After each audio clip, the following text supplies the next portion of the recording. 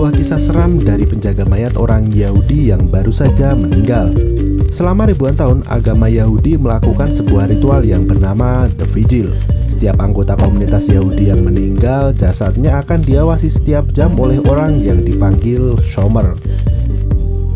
Yang mereka lakukan adalah berdoa dan menjaga mayat agar tidak ada roh jahat yang datang. Biasanya Shomer adalah anggota keluarga, tapi jika tidak ada yang bisa melakukannya, mereka bisa membayar orang untuk menjadi Shomer. Sebuah film horor yang dirilis tahun 2020 dan disutradari oleh Kate Thomas. Di film ini menceritakan seorang pemuda yang menerima pekerjaan sebagai Shomer. Namun ternyata mayat yang dia jaga bukanlah mayat biasa.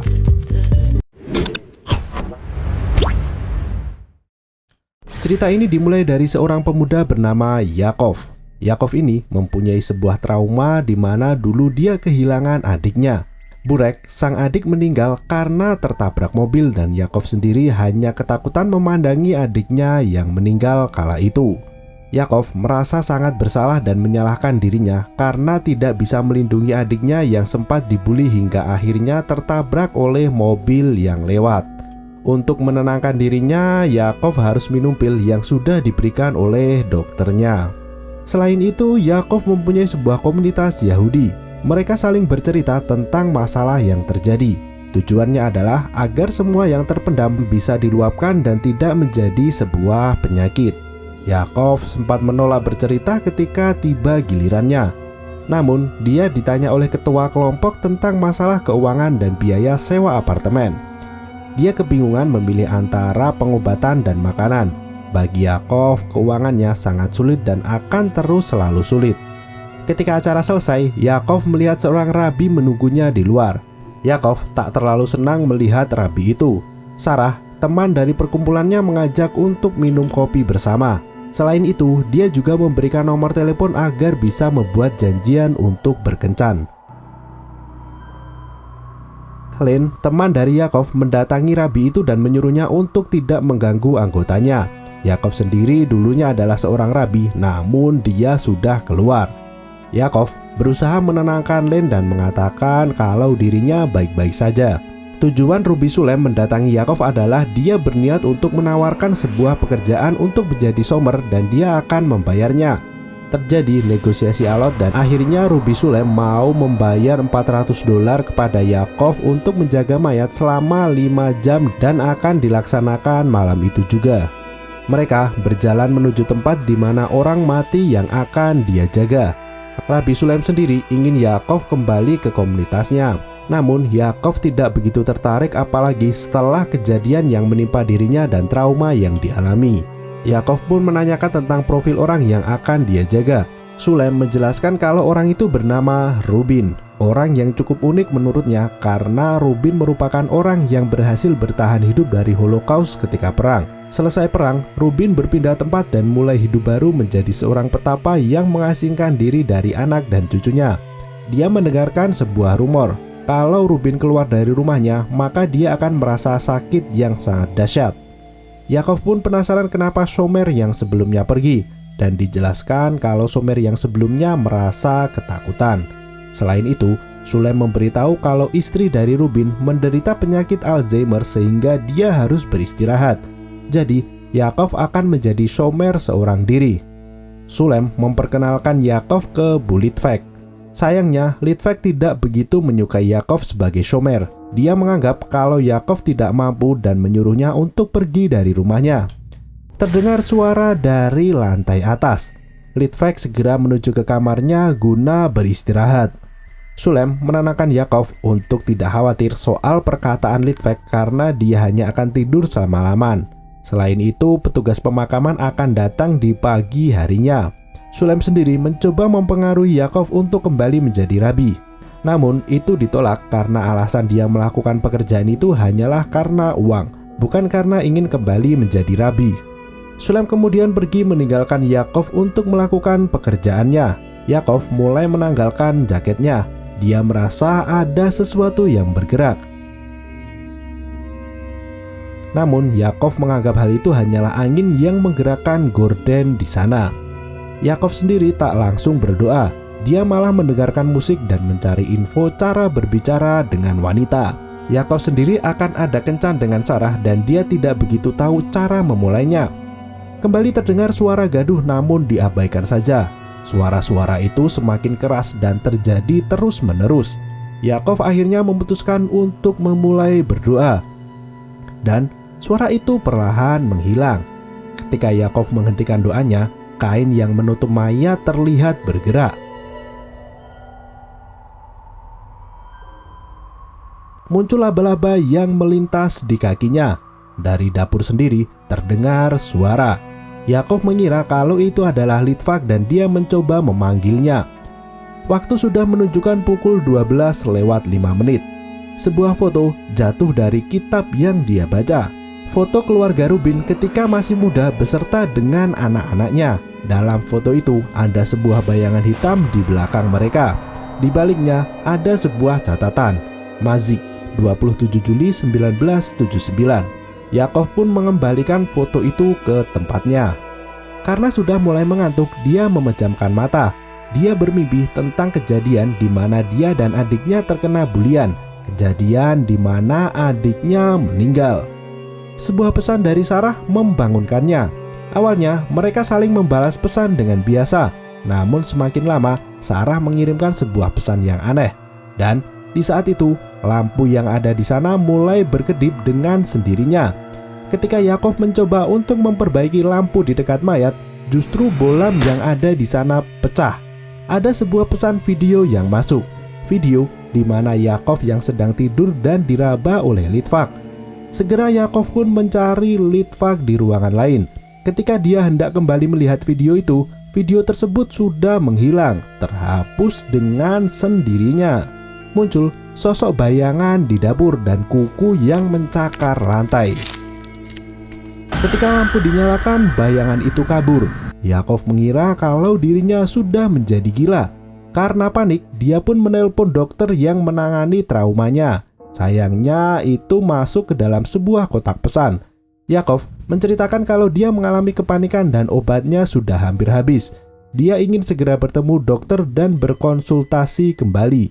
Yakov pun mencoba meminum obatnya. Dia terkejut karena gelas yang berisi air putih berubah menjadi hitam. Selain itu, dia juga tersedak. Sesuatu muncul dari mulutnya, sekumpulan rambut, dan ketika jatuh ke lantai, rambut itu bisa bergerak dengan sendirinya. Tiba-tiba Litvak datang dan mengatakan kalau yang dialaminya bukanlah sebuah mimpi buruk, tapi yang dialaminya adalah sebuah memori, namun bukan memorinya. Dia pun menceritakan kalau sudah membuat anak-anaknya untuk pergi menjauh. Namun anaknya mengira kalau mereka pergi karena kemauan mereka sendiri. Menurut Litvak, tempat yang mereka tinggali tidak cocok untuk anak-anak. Rumah mereka dulunya adalah sebuah bunker di tengah hutan. Selain itu, dia juga mengatakan kalau Rubin, suaminya, dihancurkan oleh memorinya sendiri. Sebuah memori seperti yang baru saja Yakov alami. Memori tersebut merupakan sebuah penyakit yang menggigit dan gigitannya tidak pernah berhenti. Hingga akhirnya suaminya kehilangan arah dan tujuan. Sembari menyelesaikan ceritanya, Litvak menggenggam beling hingga berdarah. Litvak membukakan pintu sebelum dia bergegas pergi dari dapur. Sebuah pintu yang menuju ke bunker. Di dalamnya ada video dari Rubin. Dia menjelaskan tentang makhluk gaib yang menjadi sebuah parasit. Rubin mengatakan kalau ada setan yang mengikuti dirinya dan dia sendiri juga sudah mempelajari namun tidak tahu dari mana setan itu berasal. Yang jelas setan itu sudah sangat tua.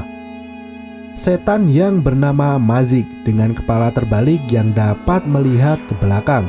Itu merupakan sebuah kutukan untuk menatap masa lalu dan setan itu telah menunjukkan kepada Rubin suatu hal yang menyeramkan.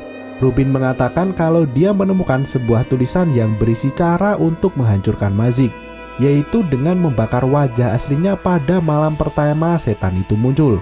Namun, jika sampai fajar datang dan setan itu tidak dibakar, maka dia akan hidup selamanya. Dalam videonya, Rubin mengatakan kalau dirinya sudah tidak ada, maka Mazik akan mencari korban lain, yaitu orang yang mempunyai rasa bersalah yang berat dan tidak bisa dilepaskan. Litvak yang berada di dalam video itu seolah mengatakan kalau ada di belakangnya. Tiba-tiba muncul Mazik yang hendak menangkap Yakov.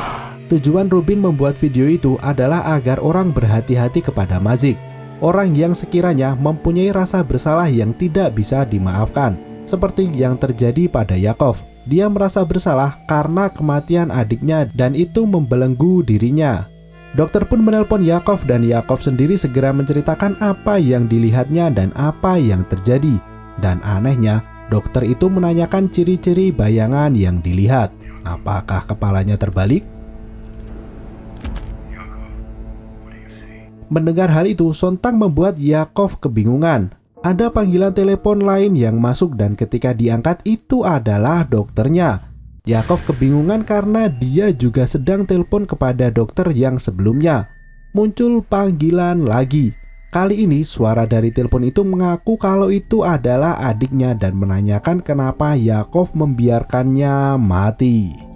Selain itu, Yakov melihat Litvak naik ke atas tangga dengan berjalan mundur. Namun tiba-tiba orang itu sudah berada di belakang Yakov. Segera Yakov mengajaknya untuk pergi dari rumah itu. Sayangnya Litvak mengatakan kalau dia tidak bisa. Mazik tidak mengizinkannya untuk meninggalkan rumah. Selain itu, Litvak mengatakan kalau Mazik juga menginginkan rasa sakit yang diderita oleh Yakov. Setan itu ingin menempel padanya. Selain itu, jika kabur, maka Mazik akan membuat Yakov merangkak kembali kepadanya. Yakov pun perlahan keluar rumah. Selang beberapa saat, tangannya mulai tak bisa digerakkan dan itu menjalar ke kakinya. Muncul Mazik yang sedang memandangi Yakov dari kejauhan. Segera Yakov kembali menuju rumah Rubin dan muncul Mazik yang membuatnya terjatuh dari tangga. Ketika bangun, tangannya sudah diperban. Dia berada di dalam rumah. Dengan ketakutan, dia mencoba menelpon Sarah dan menceritakan kejadian yang dialaminya. Semakin lama, Sarah semakin aneh dan menyalahkan atas kematian adiknya. Terlihat ada tangan yang menggenggam kepala Sarah. Selain itu, Rubin sudah menghilang dari meja mayat dan muncul sesuatu. Setan itu mengaku kalau itu adalah adik Yakov. Dengan rasa bersalah dan menyesal, Yakov pun mendekat dan meminta maaf atas apa yang terjadi padanya. Dia meminta maaf kepada Burek dan tiba-tiba setan itu menghilang. Yakov pun menuju ke lantai atas dan menemui Litvak. Dia ingin berterima kasih atas perban yang telah diberikan. Namun Litvak mengatakan kalau itu bukanlah dia yang melakukannya, melainkan Rubin suaminya. Menurut Litvak, Rubin berada di lorong. Yakov pun berniat ke sana. Namun sebelumnya, Litvak memberikan talis dan tefilin milik kakeknya, kedua alat yang biasa digunakan orang Yahudi untuk berdoa.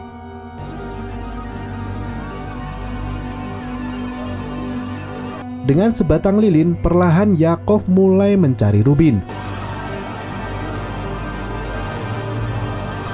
Gangguan-gangguan mulai muncul seperti bayangan adiknya, dan ketika semakin dekat, Mazik terlihat memegang lilin dengan jari-jarinya yang panjang. Perlahan kepalanya berputar dan menjadi wajah Yakov sendiri. Dia segera berdoa dan segera membakar kepala Mazik.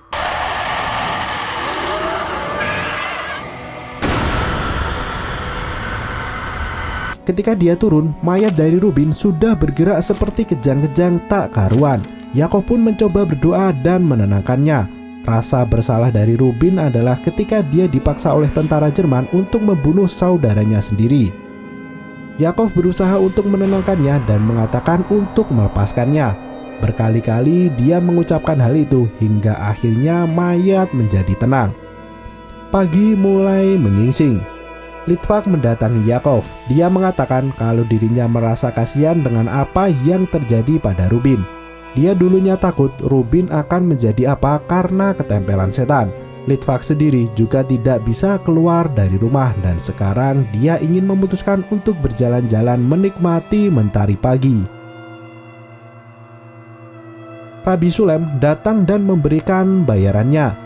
Dia masih mengajak Yakov untuk menjadi rabi, namun Yakov belum tertarik. Sarah juga menghubunginya dan menanyakan keadaan Yakov. Malam yang panjang untuk Yakov. Kali ini dia sudah merasa lebih baik. Pengalamannya menjaga Rubin dari setan Mazik membuat dirinya bisa merelakan adiknya dan juga memaafkan dirinya sendiri. Ya, Mazik awalnya memang menempel di Rubin karena dia mempunyai rasa bersalah yang besar ketika tentara Jerman memaksanya untuk membunuh saudaranya sendiri. Rubin mencoba mengusir Mazik, namun dia tidak bisa karena dia masih terbelenggu oleh rasa bersalahnya. Yakov tahu kalau merelakan apa yang sudah terjadi adalah kuncinya. Setan itu juga tidak bisa makan rasa sakit dari penderitaan yang dialami.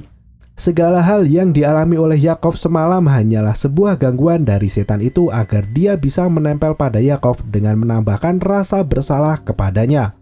Trauma Yakov sendiri perlahan menghilang dan dia akan memulai kehidupan barunya tanpa rasa bersalah atas kematian adiknya karena dia sudah meminta maaf. Setan Mazik sudah terbakar. Sampai jumpa.